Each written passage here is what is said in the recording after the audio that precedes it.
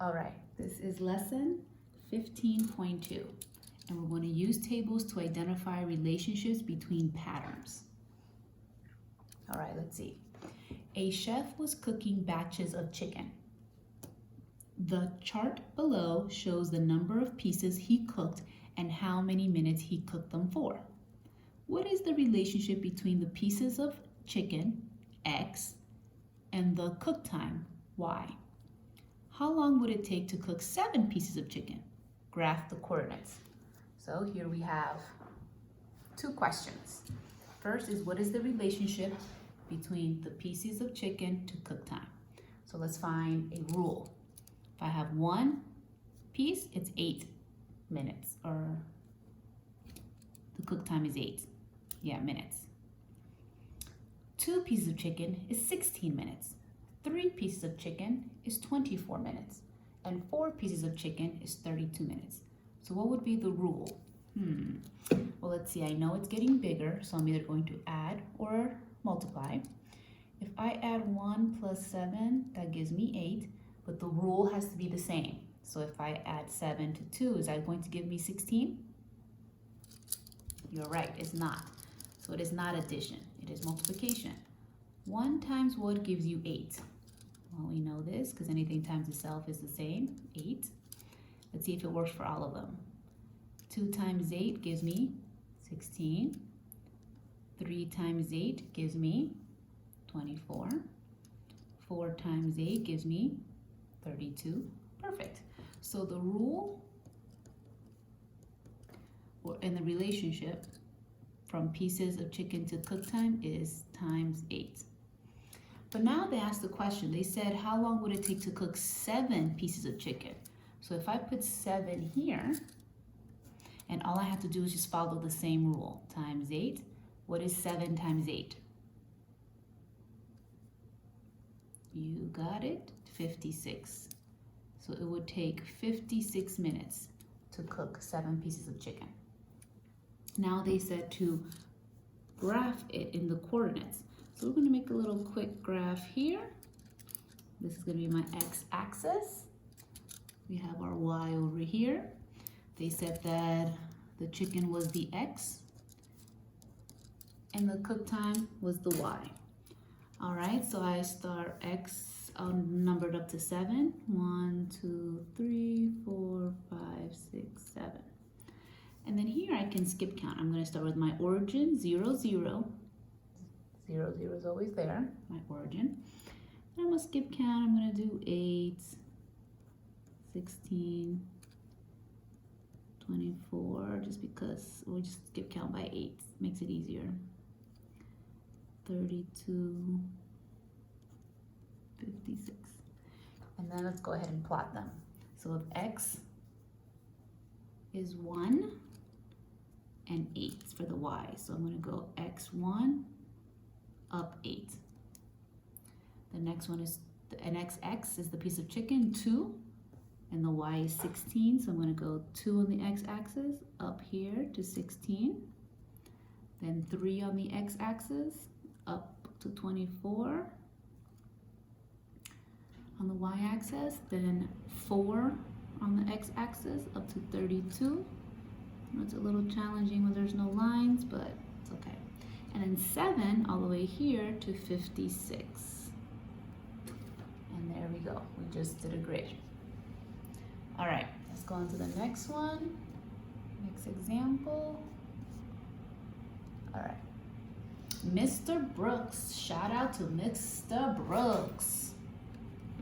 He is making some Kool-Aid for his class. I wonder which class he's making it for. You should ask him. For every cup of Kool-Aid, he uses 2 tablespoons of Kool-Aid mix for every 8 ounces of water. If Mr. Brooks uses 64 ounces of water, how much Kool-Aid mix will he use? All right, so we have to organize our information. We have Kool-Aid mix, the water in ounces. I'll just put OZ here. Fluid ounces. We know that 1 cup has 8 ounces, okay? So let's start. Kind of need to know the relationship. So I know that every time I use 2 tablespoons of Kool-Aid, I'm gonna use 8 ounces of water. So then if I'm going to be counting by twos, if I have 2 more tablespoons, I have 4. If I add 2 more tablespoons, I have 6. If I add 2 more tablespoons, I have 8. Does everybody see that? And here I'm gonna kind of wait a minute. This could be 10 if I add 2. I'm not sure. Let me just wait a second. Now let's see. Now let's find the relationship between the Kool-Aid mix and the water. Let's see. So if I have 2 and now I have 8, okay, my number is getting bigger, which means I'm going to either add or multiply. 2 plus 6 is 8. Oh, okay, we gotta see what the relationship is. But it's saying that every time.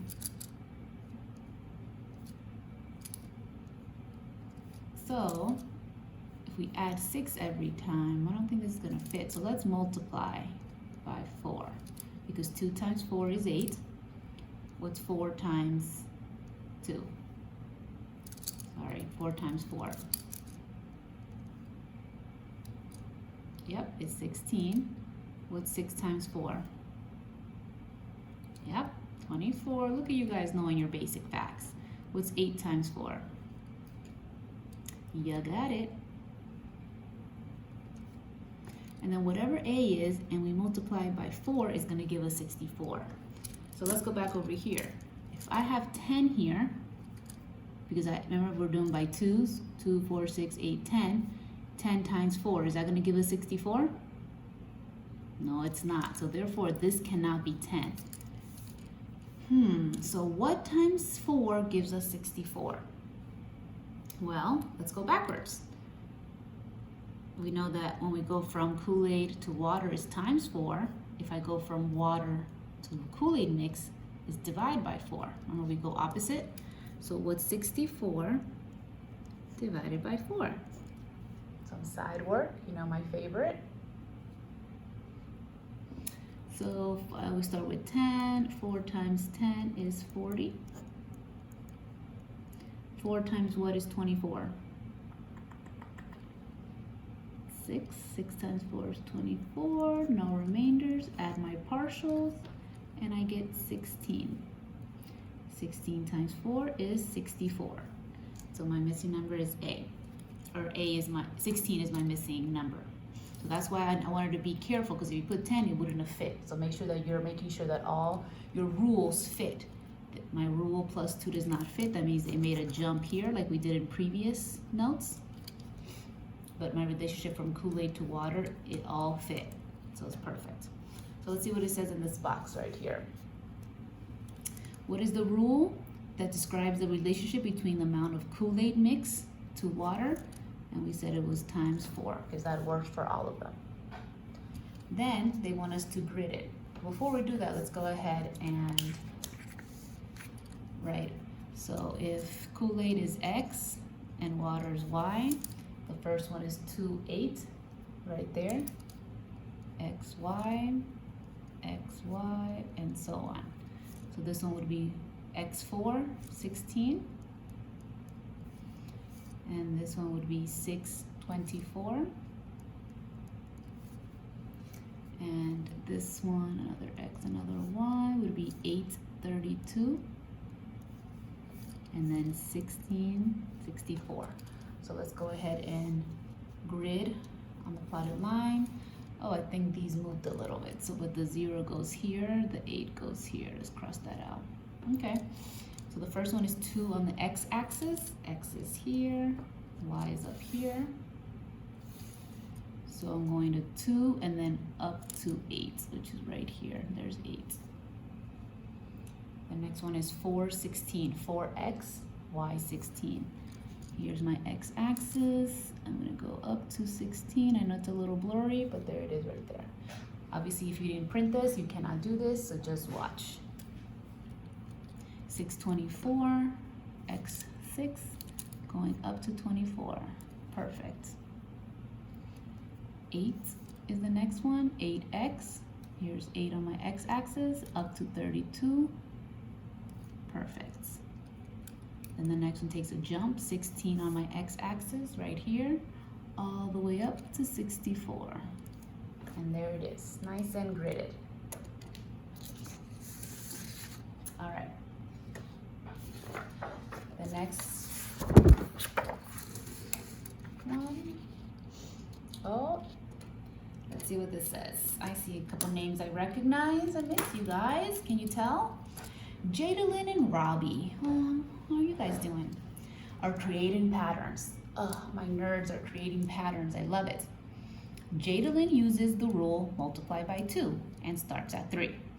Robbie uses the rule add 8 and starts at 0.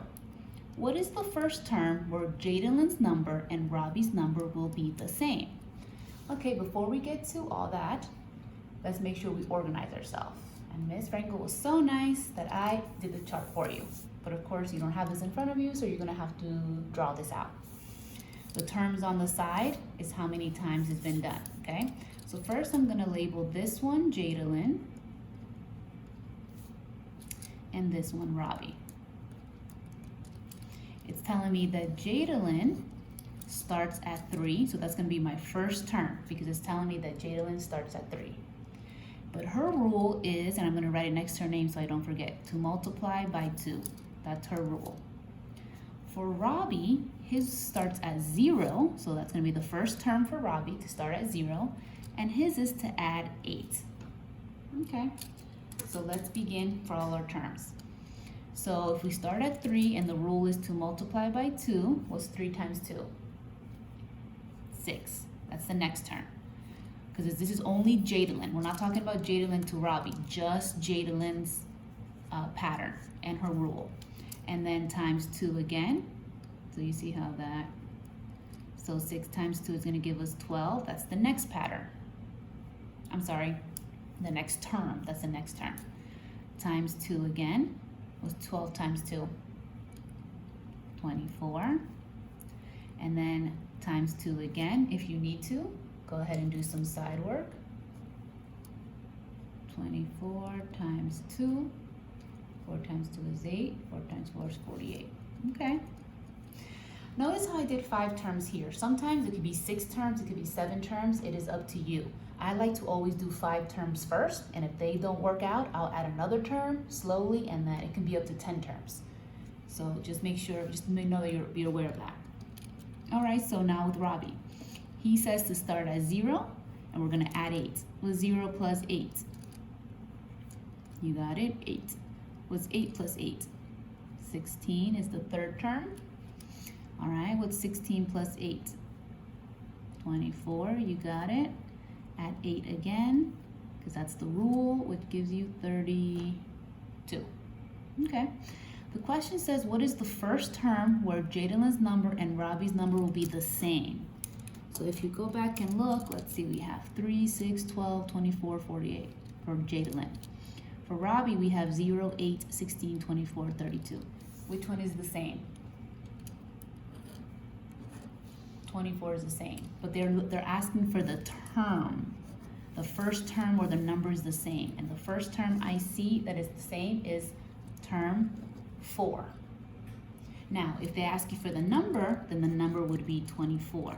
That is 2 different questions. If they ask you for the term, what is the first term? Oh, the first term, they're the same as 4. Or if they ask you, what is the number that is repeated? Then you say 24. 2 different questions. So make sure you're reading that carefully.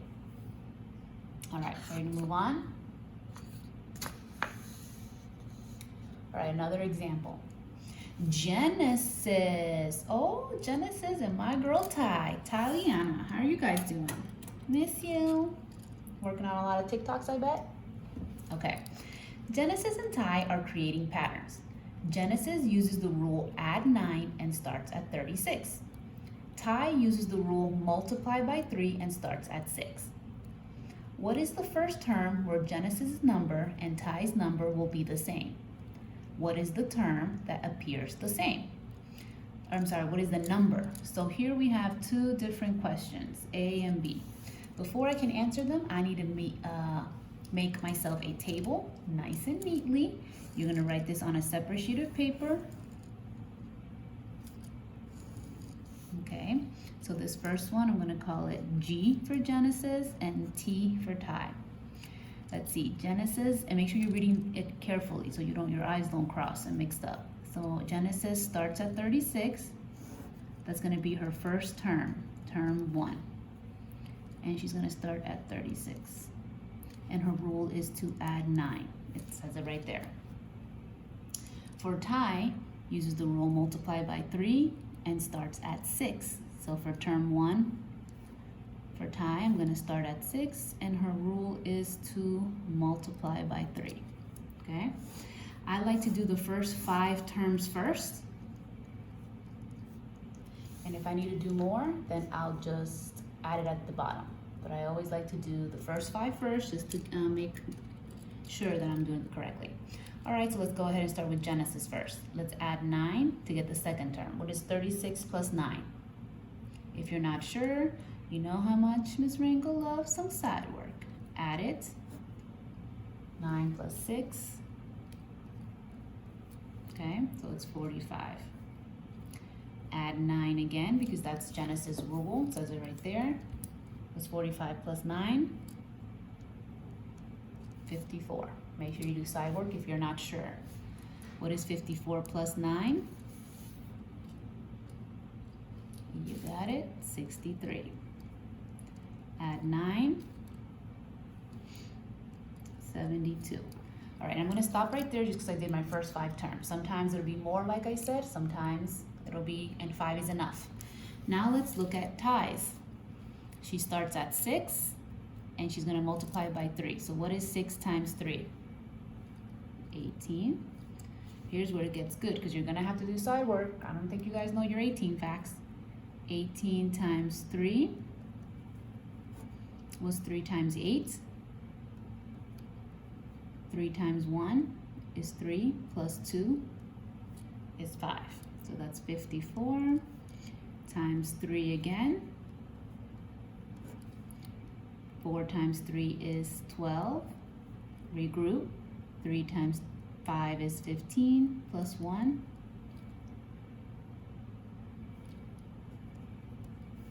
Okay, and times 3 again, because that is her rule. 3 times 2 is 6. 3 times 6 is 18. Regroup. 3 times 1 is 3 plus 1 is 4. All right. So now the first question is, what is the first term that they have the same number? 36, 45, 54, 63, 72. 6, 18, 54, 162, 486. Which one is it? You guessed it. Term 3. In term 3, they both have 54. So your answer for A would be term 3. So you would click on term 3 for A. And then for B, what is the number that is the same? And that would be 54. So in your Google Classroom, for A, you're gonna click term 3, or if this was a Google Classroom, you have your independent, it's a different question. And B would be, you would click on 54.